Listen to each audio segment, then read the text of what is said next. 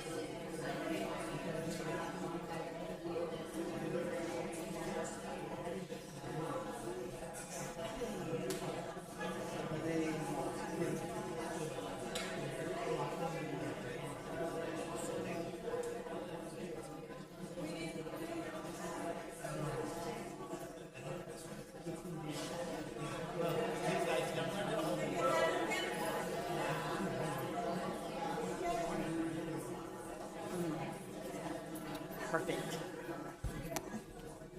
Good morning. Good morning. Welcome to Church of the Holy Communion on this third Sunday of Easter and the Sunday of our annual Bishop's Visitation. I'm so glad we can be together today.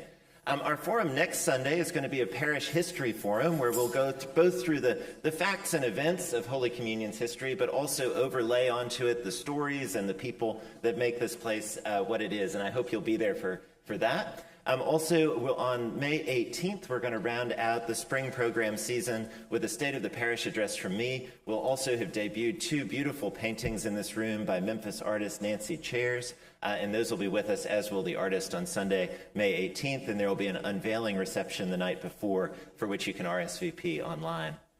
I am so delighted to have the bishop with us today. It's always a treat to welcome her and celebrate our connection to the wider church and all the way back to the Church of the Apostles through the apostolic succession. Today happens to be the 6th anniversary of the bishop's ordination. For those of you who were there, you'll remember our slogan was May the 4th be with you. And here we are on another May the 4th. Bishop, congratulations to you. And Bishop and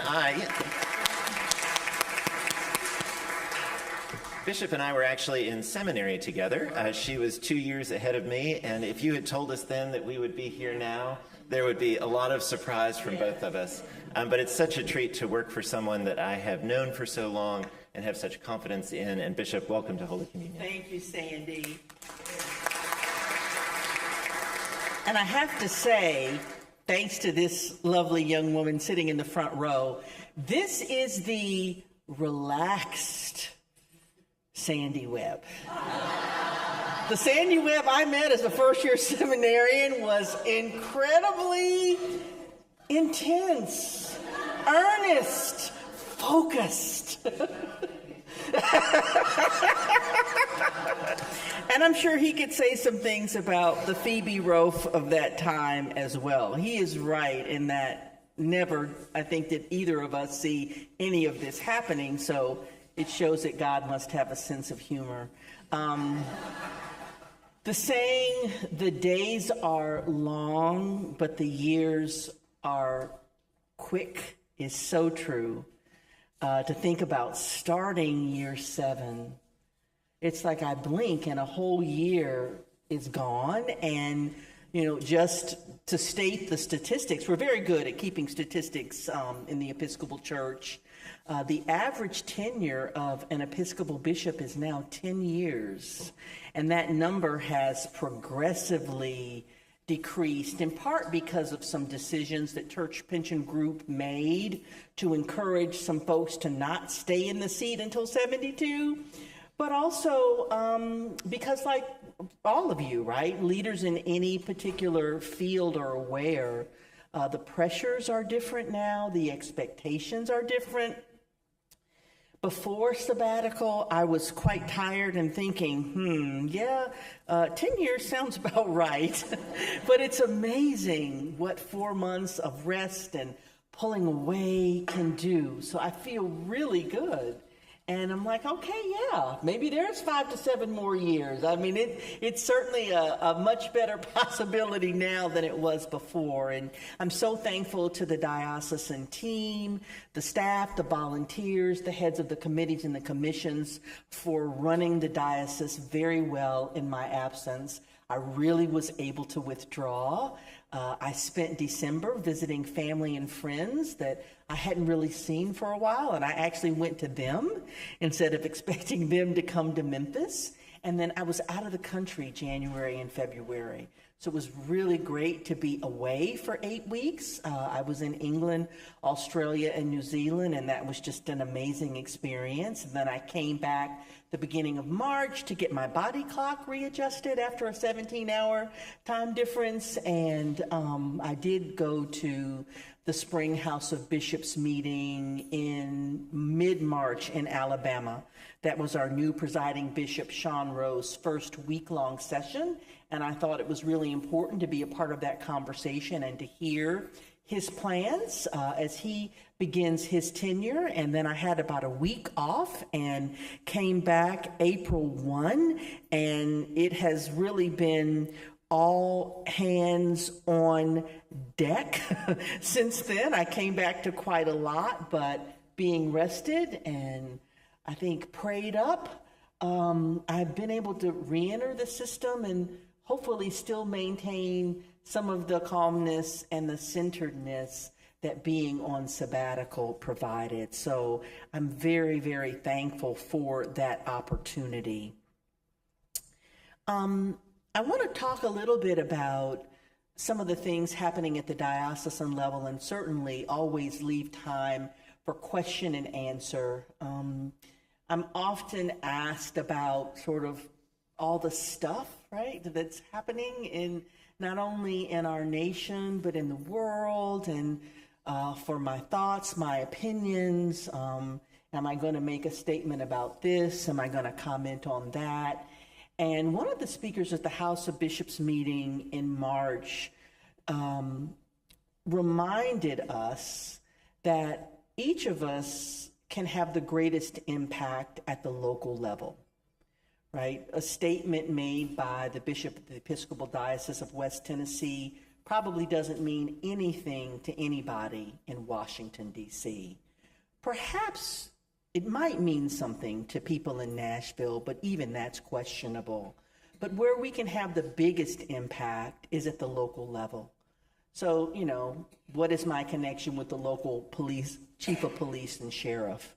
You know, what is my connection with the superintendent of schools or the chair of the school board? Do I know the state rep in the district where the cathedral is located? Like those relationships, those conversations that really impact people on the ground in West Tennessee is probably where I would be able to have the most impact. And so I'm really focused locally as opposed to nationally. I'm not trying to put my head in the sand, but I have been off of social media since the first week in December. I haven't been on Facebook. I haven't been on Instagram. I haven't been posting. I didn't watch the news. And again, I wasn't trying to put my head in the sand, but I just needed a break from the noise. And so I think that's another reason why I do feel calm and centered and grounded. I spent a lot of time outside walking in nature in the winter in London, and it had just snowed and it was really cold.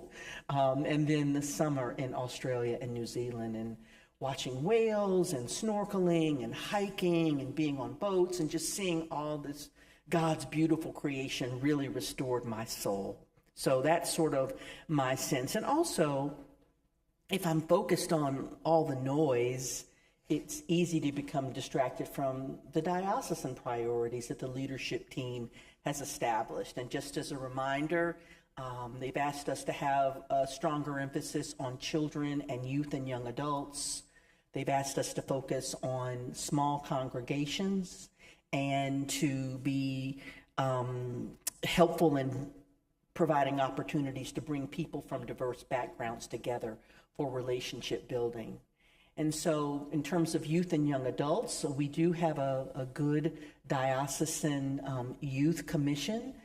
They were actually meeting with Emily Austin when I was on sabbatical, but the young folks have planned a series of events, and they're actually doing one this afternoon. They're having a fun day out at St. Columba. It's something that the kids wanted to do, and so we're trying to take our lead from them for their activities. In terms of our small congregations, last year, the diocese awarded ministry grants totaling about $37,000 to 14 of our small congregations. They have really tight budgets, and having a few $1,000s might make the difference in them offering something. And we were encouraging them to do things that were mission-oriented in nature.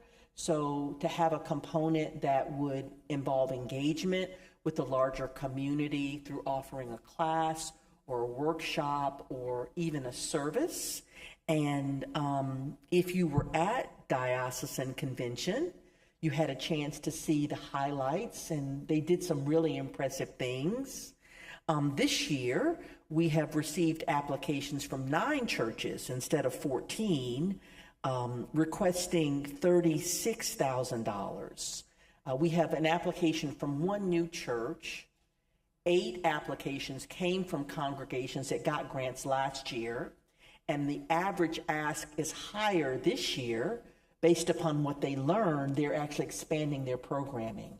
And so we're going to be making the announcement about those grants next week. I'm pretty sure that we're going to be able to fund all of them. In April, we had our inaugural small church conference. St. Luke's in Jackson hosted that.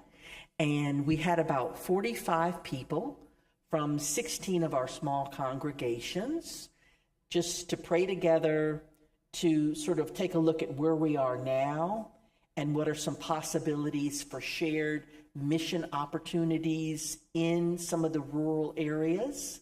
I think people left energized and excited, and we are going to start monthly Zoom calls with those participants later this month.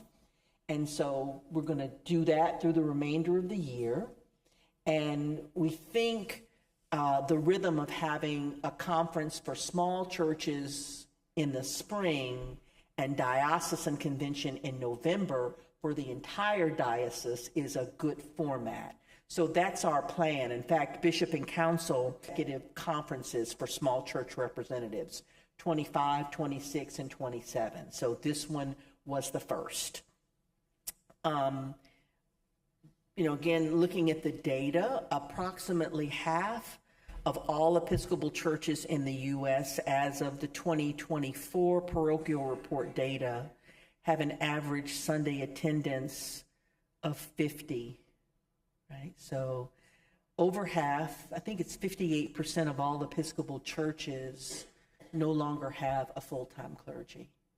So sort of the model that I grew up with one parish, one clergy person, is increasingly the exception, and certainly to be in an amazing system like Holy Communion with all of the clergy support and the staff support is really the exception. And helping lay leaders in our smaller churches assume more responsibilities, that's something that all bishops are figuring out how to do, because this is increasingly the norm.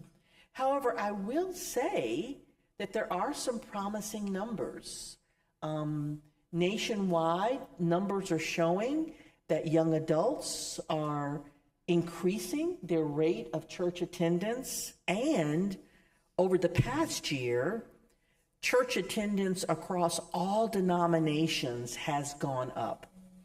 When you survey people to get a sense of why, a lot of it, quite frankly, is because there are concerns. People have anxiety about the economic situation we find ourselves in. I think the wars in Ukraine and in the Middle East have been unsettling.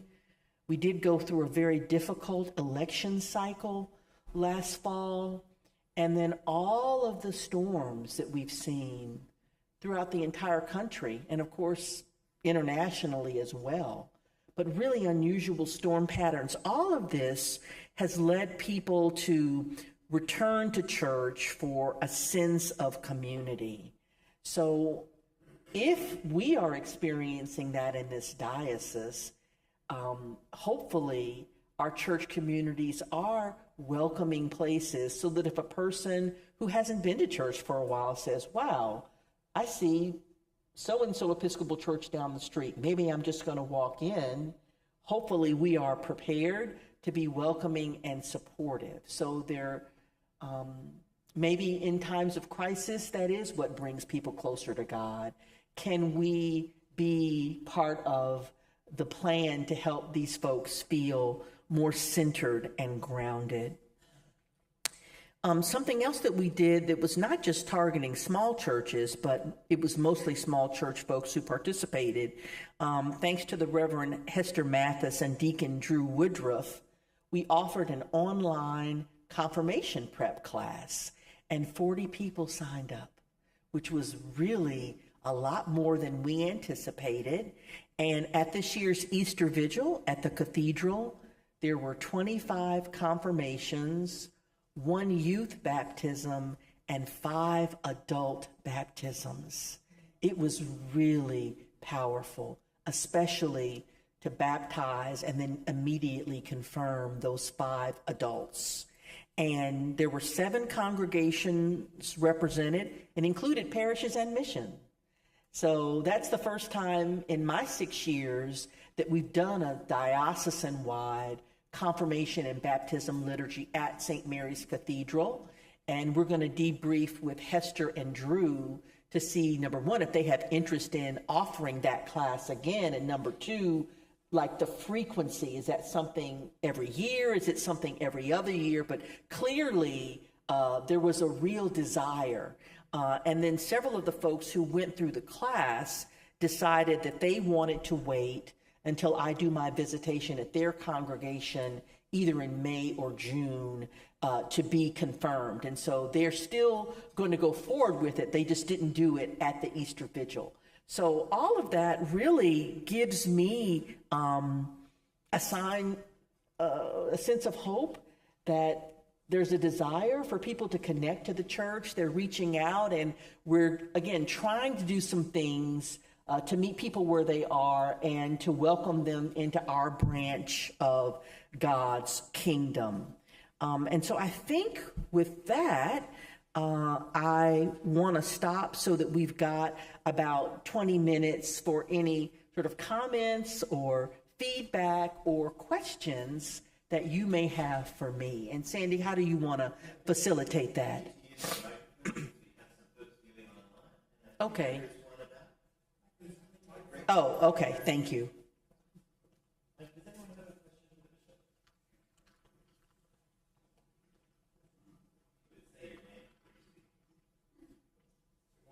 Good morning.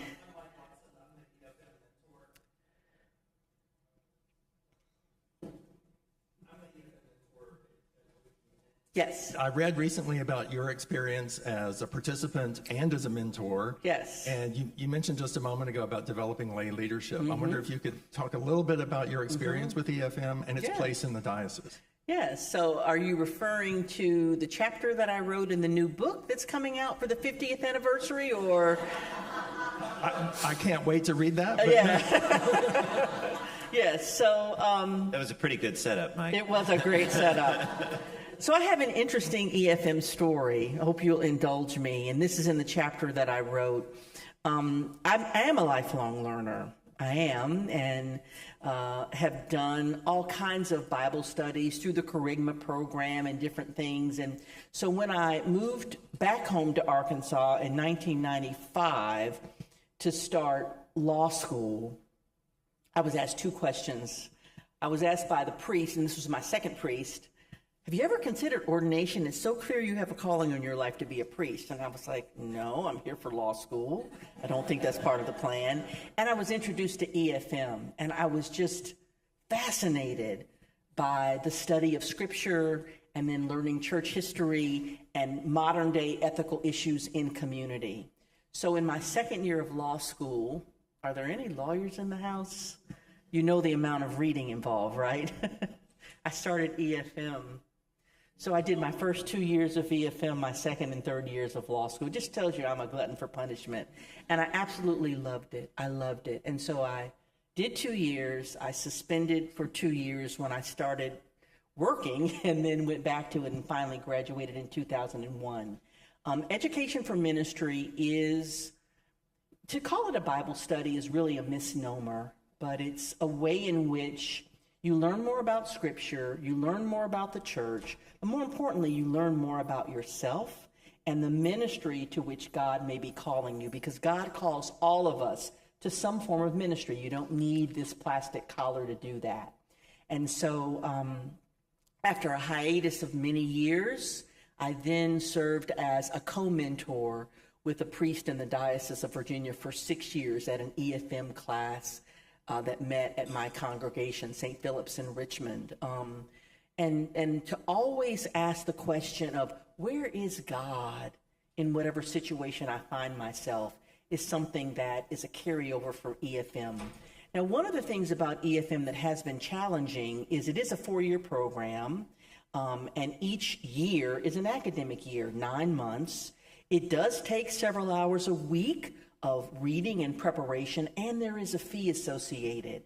And so what I'm excited to learn more about is that the EFM curriculum is changing. They're going to keep the traditional model, but they are also looking to have some 6 to 8 week segments, components, where you can sort of dip your toe in, as it were, where the commitment isn't quite as long, but hopefully you still get some of the benefits. So now I think some of those shorter components might be very appropriate for lay leaders in small congregations. Maybe that's something that people can commit to. But if you can commit to the full traditional EFM program, it is amazing, and it definitely played an important role in forming me. I was an EFM graduate before I went to seminary, so I had all of that wonderful training and, more importantly, understanding about myself before I started at Virginia Theological Seminary.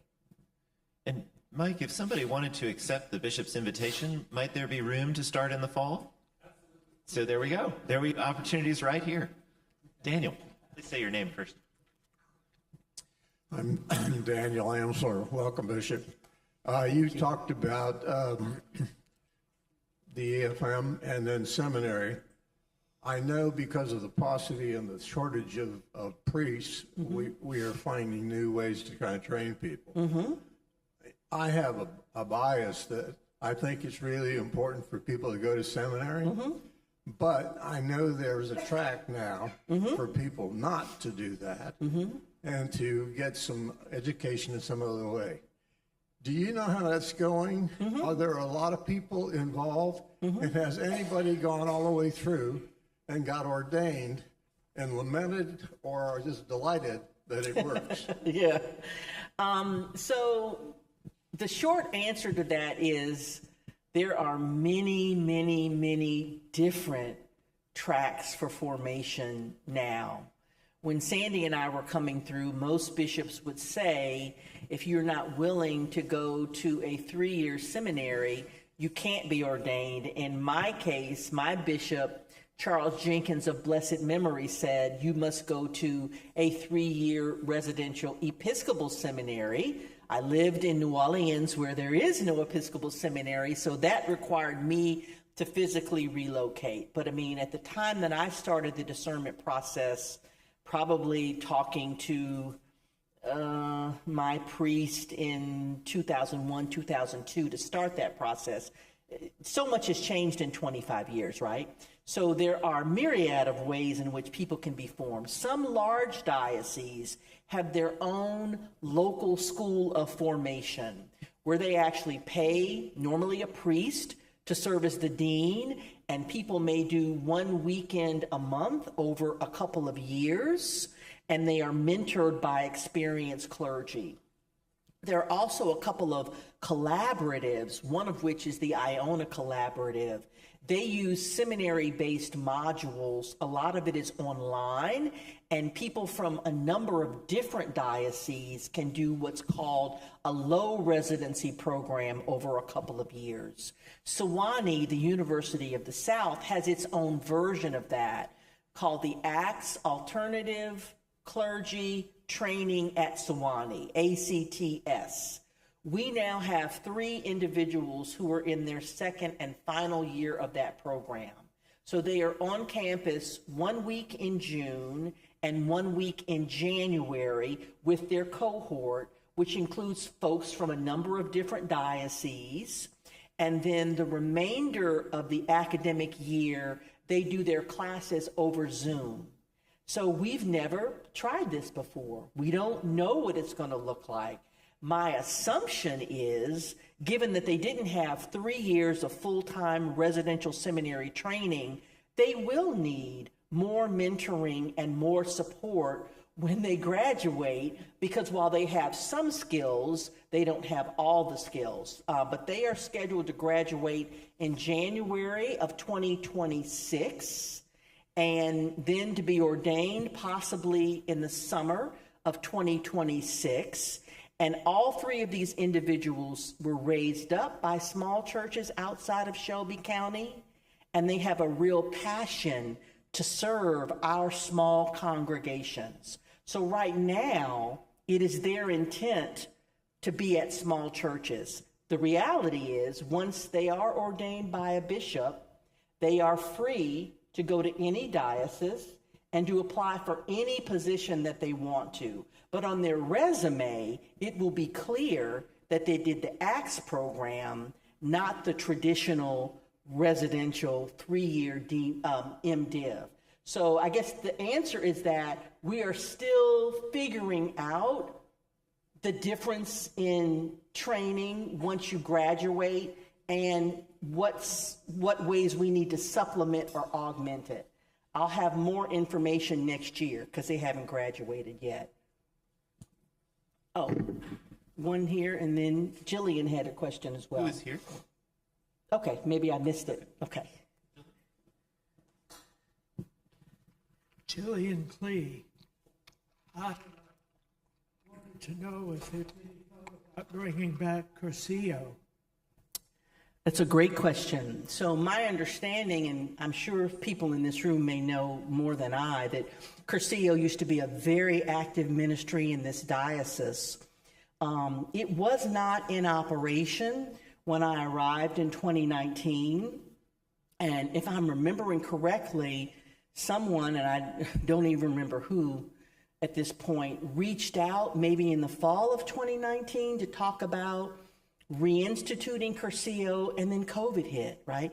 And so that was sort of off the table because prisons, like hospitals and other institutions, there were real restrictions about who could go in. But now that we're on the other side of that, Jillian, that's a really interesting idea. I would say that if there are folks in the diocese who have some energy and interest and wanted to take the lead on that, I would be very open to that.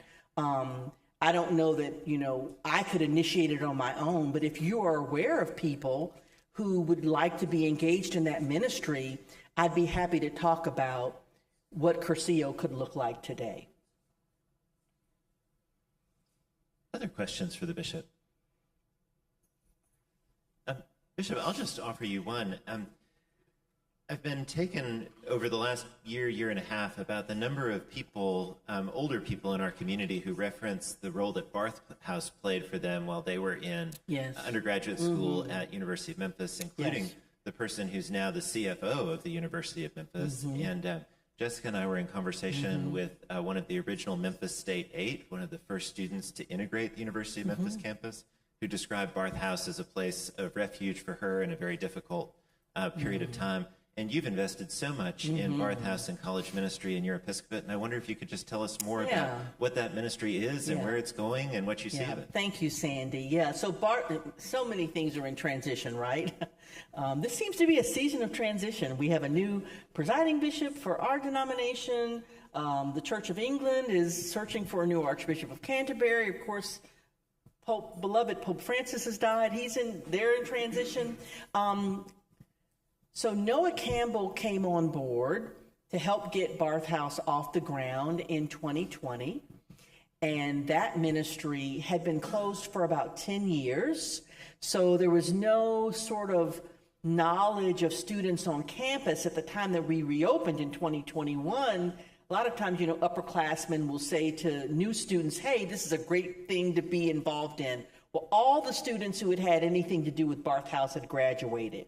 So it has taken us a while to kind of come up with a core group of active undergrads.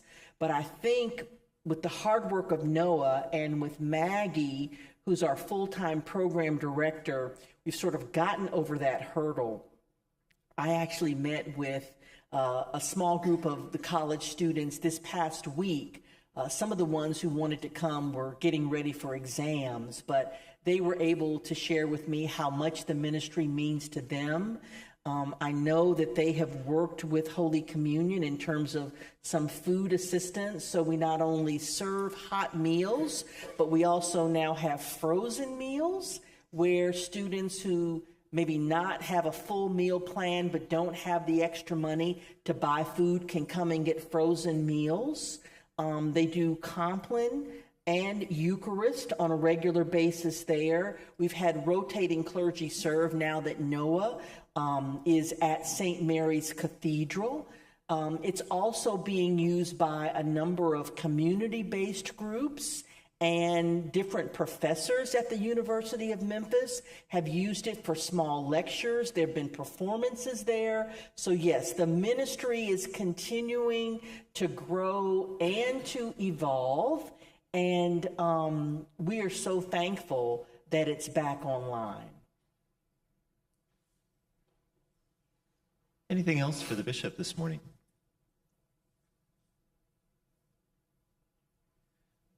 Bishop, in just the few minutes that you have left, what do you see hopeful in your diocese right now? Oh, wow.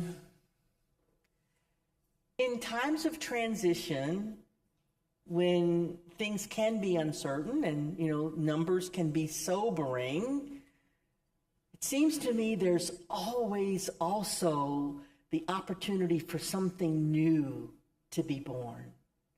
And to see our small church reps coming to the conference, leaning in, asking for assistance so that they can do a better job of welcoming folk, to have St. Columba up and running with their interim director. They're also in a season of transition. To have Barth House back online, to have people responding to the diocesan confirmation service. I just see signs of hope everywhere that I look. And to learn about the amazing things happening here at Holy Communion in your 75th year. It's not always easy, but it just seems like this is the work that we're called to do. So I really am feeling positive about the future, notwithstanding the reality that there are challenges and opportunities ahead of us. So yeah, I think it's sort of seeing everything that's happening in the diocese, Sandy. I think that's what gives me a sense of hope. And you hate to say, like, misery loves company, but I will say from talking with other bishops, the issues that we are facing in West Tennessee are not specific to us. All bishops are dealing with this. We just had Bishop Kevin Strickland, who is the ELCA bishop, the Evangelical Lutheran Church of America bishop, here with us a couple of weeks ago. We did a joint liturgy at Barth House because we are in full communion with the Lutherans and the Methodists now. And he's talking about clergy shortage, closing congregations, declining numbers, right? So it isn't just us. If we were the only ones facing it, then I think I would really be concerned and asking myself a lot of hard questions about my own leadership and the team around us. But we are actually laboring in the same vineyard under the same conditions as everybody else. And people here in West Tennessee are actually leaning in and doing the work. And I think we're starting to see the fruit of that labor. And so that is what gives me a sense of hope. Bishop, thank you so very much. Thank you all.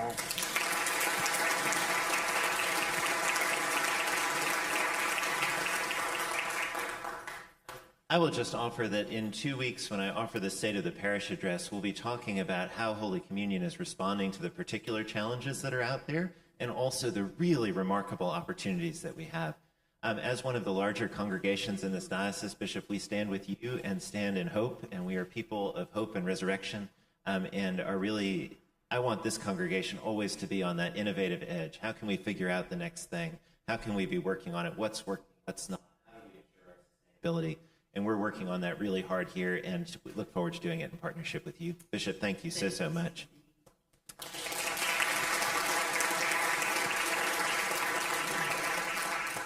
We do have our youth fundraiser table over on the side. Sarah, lovely Vanna White job. Thank you very much.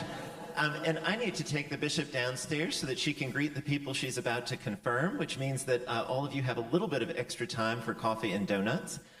In a large congregation, it sometimes is hard to get to know everybody, and I suspect if you look around this room, there may be at least one person here you don't know. So I'd encourage you to take the next 25 minutes or so to greet that person so that you won't have to say that ever again. And if you're in our online congregation, there's probably somebody who's new to the online space, and if you write your name or say hello on Facebook, I bet you that someone will greet you there too. Church starts in about 30 minutes. Thank you so much.